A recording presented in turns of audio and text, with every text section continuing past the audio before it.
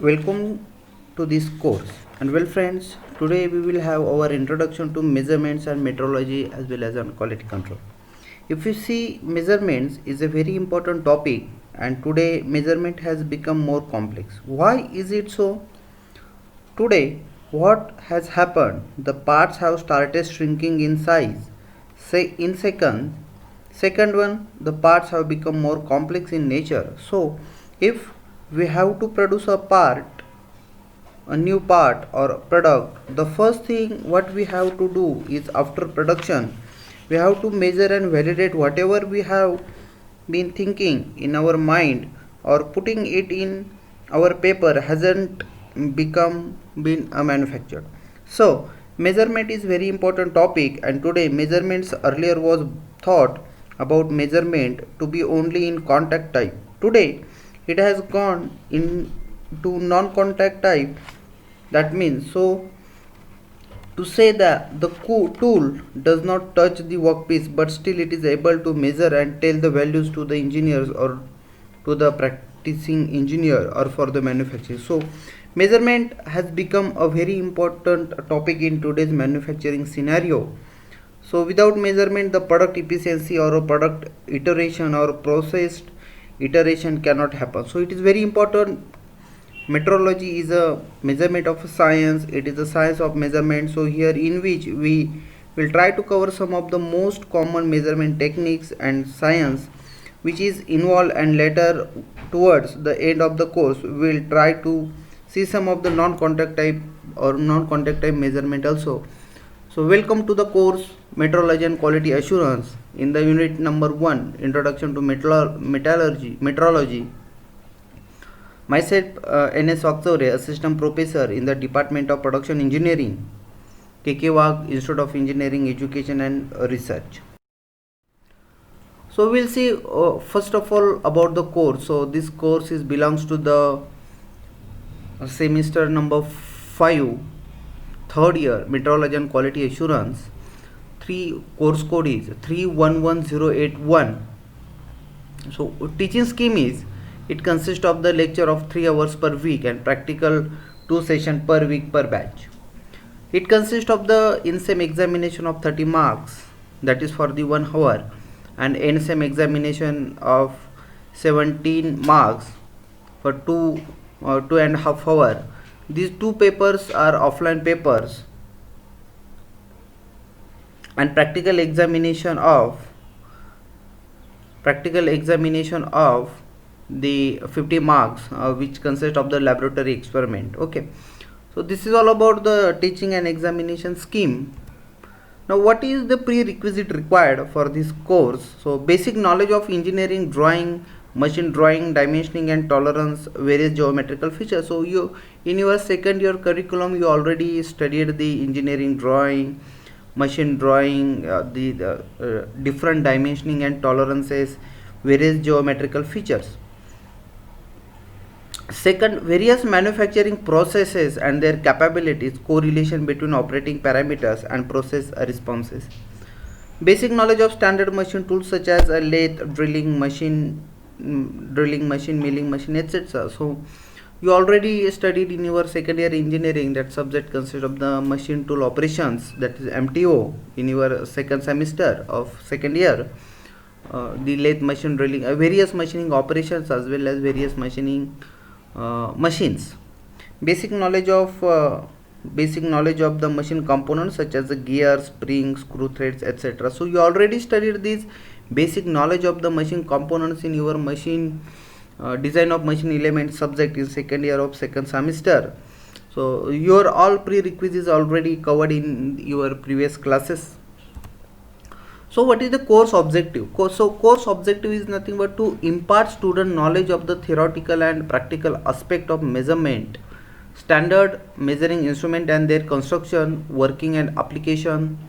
The subject also exposes to the student to the principles of measurement, gauges, concept of quality assurance and the practically. So objective of this course is nothing but you must know the various types of measurement techniques, various type of measurement devices to used for measurement, actual measurement of the different dimensions of the component. Then again, quality is also important concept, so quality assurance and their practical uses. So at the end of the course, your outcome of the, that means the student should able to understand at the end of the course will be able to describe and work with various linear and angular measurements. So student will be able to know the different types of the linear and angular measuring devices.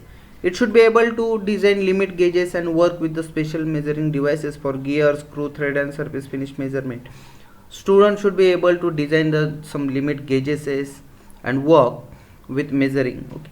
Third, student should be able to distinguish various comparators and use of profile projectors. So comparators are the devices used to compare the actual dimensions with the standard, so that your time of the measurement get reduces. It should be able to use the various control charts and quality assurance tools. So this belongs to your quality control units. Students should able to get the knowledge of various quality standards and their implementation in industry. Next, the student should be able to implement the TQ and TPM, that is total quality management and total in concepts in the practice. So what is the course layout? So course consists of the 6 units. Unit first is introduction, linear measurement, angular measurement, inspection of the geometric parameters and comparators. So in the unit number 1, you have to study the different types of the measurement devices. Unit number 2, limits, feeds, tolerances and gauges and interferometry. So in unit number 2, you have to study the different types of the limits, different types of the tolerances and different types of the feeds, as well as design of the gauges is also covered in the unit number 2. Unit number 3, based on the surface finish measurement, screw thread technology and gear technology. Unit number 4, the introduction to the quality. So the different types of the quality parameters, different types of the quality. Unit number 5, quality assurance tools and techniques. Unit number 6, quality standards. So out of these 3 units belongs to the metrology, and unit number 4, 5, 6 belongs to the, these 3 units belongs to the quality, and these first 3 units belongs to the metrology. So these are the different textbooks. Okay, for these you can refer it from the, or you can get it from the description given in the YouTube link, and as well as these are the books and references. These are the reference books you may refer during your course. But out of that, you also refer to the one NPTEL course by engineering metrology, Professor J. Ramkumar, Department of Mechanical Engineering and Design Program, IIT Kanpur, and Dr. Amandeep Singh Oberoi, Department of Industrial and Production Engineering, NIT Jalandhar. So you may also refer these course on your NPTEL and SWAYAM platform. The link of this course is given in the description. So we'll discuss what is the metrology. So metrology words is derived from the 2 Greek words. First one is the metro, which means the measurement, and logy, it means the science. So metrology is nothing but the metrology of precision measurement, or it's a science of measurement. Measurement is defined as the process of numerical evaluation of a dimension, or the process of comparison with the standards measuring instrument. So numerical evaluation of the dimension, if any dimension is given, so this is the one length is given, and you have to know its actual length. So you may measure by using some linear measurement devices, and this may be 5 centimeter. So this numerical evaluation is nothing but your dimension, as well as process of comparison with the standards, which comes under the category of comparators. It will easily compare your dimensions. The elements of measuring system include instrumentation, calibration standards, environmental influence, human operator limitations, and features of the workpiece. So these are the some measuring system that includes the instrumentation, calibration, standards, environment influence, human operator limitations, and features of the workpiece, etc. So what is the accuracy and precision? This accuracy and precision is very important aspect from the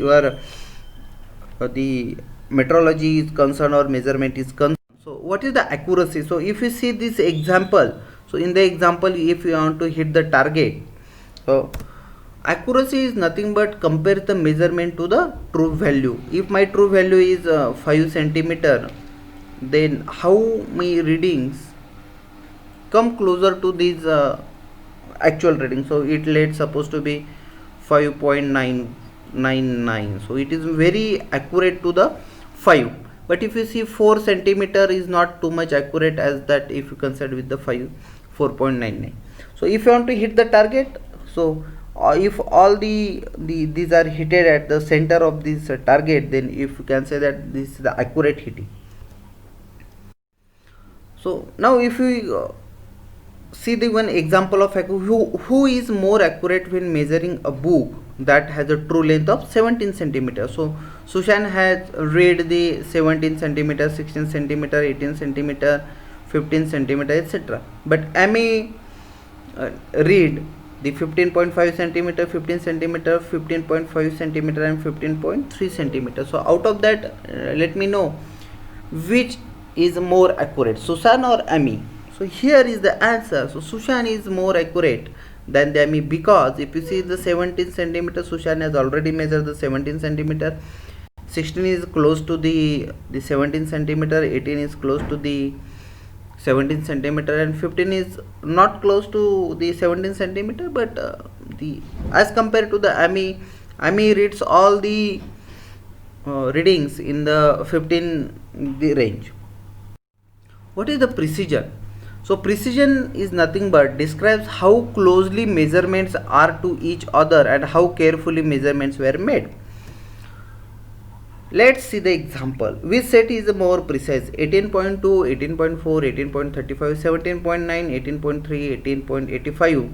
Set 3, 16.8, 17.2 and 19.44. So guess which is more precise? So answer is 18.2, 18.4 and 18.35, which means they are very closely to each other. So these are the close measurement are made during the measurement with each other. Answer is wrong. So we can say that Amy is more precise while reading the 17 centimeter. Why? Because Amy reads all the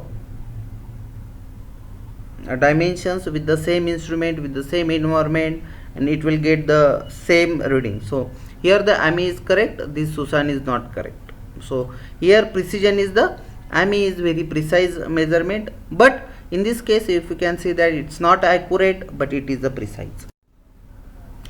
So this is the example of the target. So here it consists of the high accuracy, because here there is a target and it will hit all the points in the target itself, but as well as very high precise because all are near. Here second example, if you see, it's a high precision because they will hit at one point but all are the hit at the some point, but low precise, so sorry, low accurate. Can you hit the bull's eyes? So this is the eyes, 3 targets with 3 arrows to the shoot. So can you see here how they compare? How you are going to compare? Let's see. So both accurate and precise. So here accurate and precise, so all are the hit at the center. Second, precise but not accurate, so they are hit at one point but all are hit at the same point. So we can say that this is the precise but not accurate. Why not accurate? Because it's away from the bull's center eyes. Third, not accurate, not precise. Can you define accuracy versus precision? So evaluate whether the following are precise, accurate or both. This is the exit quiz. So this is low accurate, low precise, that means accuracy as well as the less precise, less accurate or less precise. Okay, here the accuracy is less but it's more precise. Last, high accurate as well as the precise because all are the hit at the center. Okay.